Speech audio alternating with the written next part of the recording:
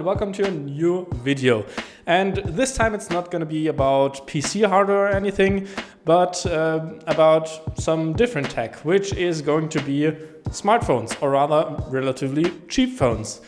Yes, this channel is not going to be only about PC hardware, but also about other tech products, because I like tech in general, as probably you do as well, because you are watching this video, I guess.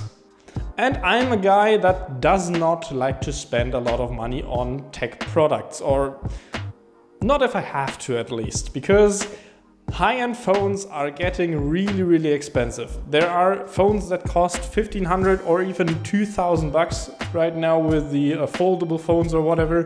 And I think that's kind of getting out of hand. And I want to look at the other end of the spectrum. So if there are other interesting products at the bottom range of phones, for example, because we have a phone for 150 bucks right here.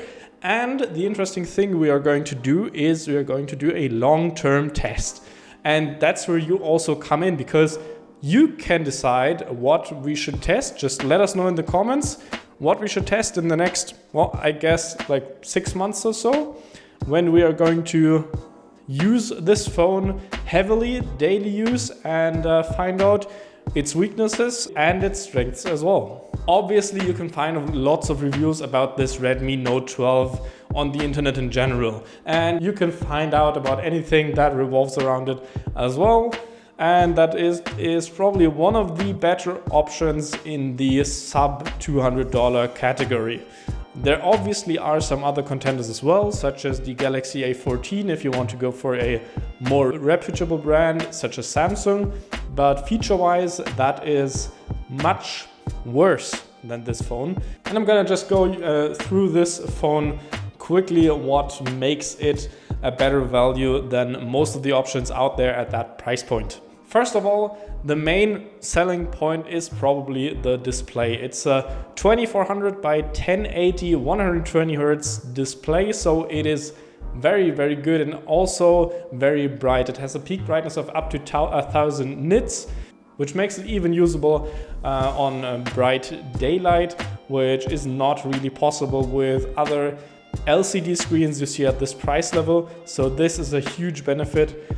But this is the only really premium feature about this phone, because build quality, although good, is somewhat different than more high-end phones, obviously, because it has a plastic body. So although it does feel quite good in the hand and also does not feel like cheap old Samsung phones or whatever that always felt like they were, just not very solidly built. This feels actually pretty solid, so that's a good point, but you obviously can't ask for like a glass backing or whatever. Obviously there are more expensive variants of this, such as the Pro or the Pro Plus. There are also cheaper ones, but those, for example, feature a glass back, a better camera, better hardware in general, whereas this is kind of a lower tier of phone in general. As for specs, this sports a Qualcomm Snapdragon 685, which is an octa-core, so it has 4 high-performance cores and 4 power-saving cores and 4 GB of RAM. That hardware should probably be enough for any daily use, even for power users should be plenty.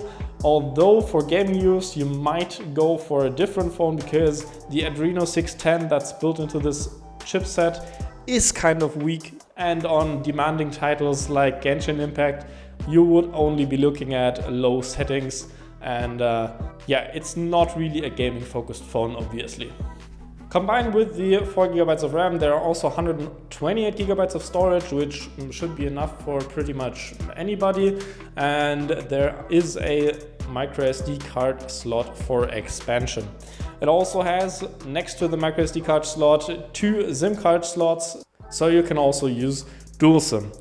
The other kind of weak point about this phone is the camera, and that's what you pay for on the more high-end phones, also obviously the CPU and GPU, but the camera is also one of those things that's costing you a lot if you want to step up that quality.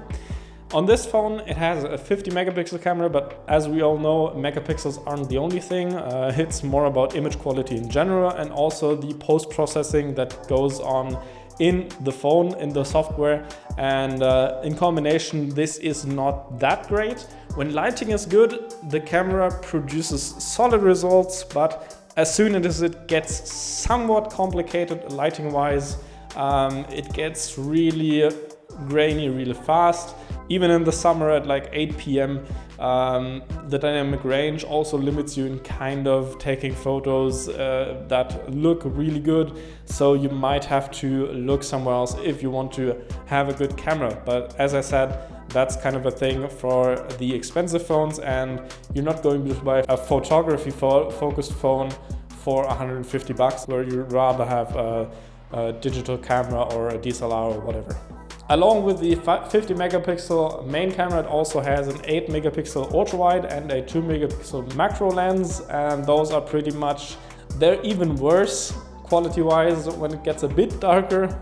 I'm not talking like evening or night, I'm talking about outside lighting versus lighting in a room. So they're almost not really usable. Especially the 2 megapixel macro camera is kind of just an added bonus that doesn't really work.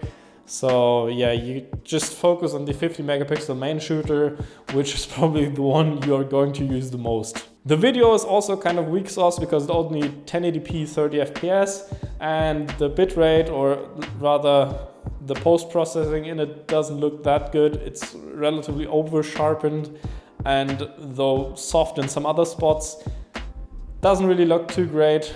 But again, like 4K 60 FPS is the future you would be looking at on a phone that cheap, so you kind of have to work with what you have.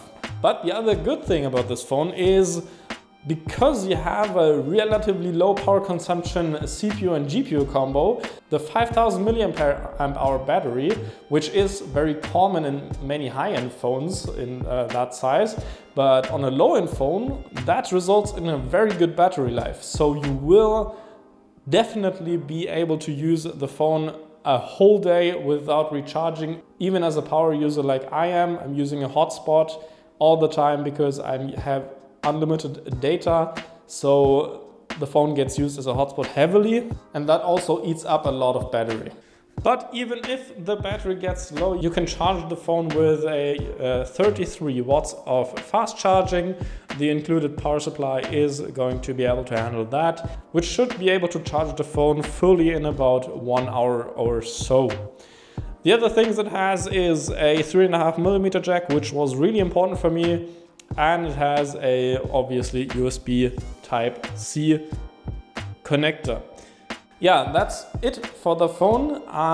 For now, I'm quite impressed for the price, what you get and how it works. As I said, I'm going to give you an update in about 6 months. And again, let me know what you want to see, what I should test in long term on this phone, because I don't have to do any sponsored videos or whatever. I have paid for the phone myself, obviously. Well, on that cheap of a phone you would expect that, but I'm just interested how it holds up, especially in a rough environment, because I work on cars a lot and my phones always seem to get banged up quite badly. I'm interested to see how that one holds up compared to the other ones. I have used high-end phones before, so I know what they're like, obviously, but I'm more of the guy that wants to see what's going on in the lower end of the spectrum. Yeah, and also, if you like this video, if you like this kind of content, long-term reviews, leave a like on the video, and maybe also write as a comment what we should test next. As for long-term stuff, we can do PC hardware, other electronics, whatever you want, and maybe you have some ideas that you want to see us test. And as always, have a nice day and goodbye.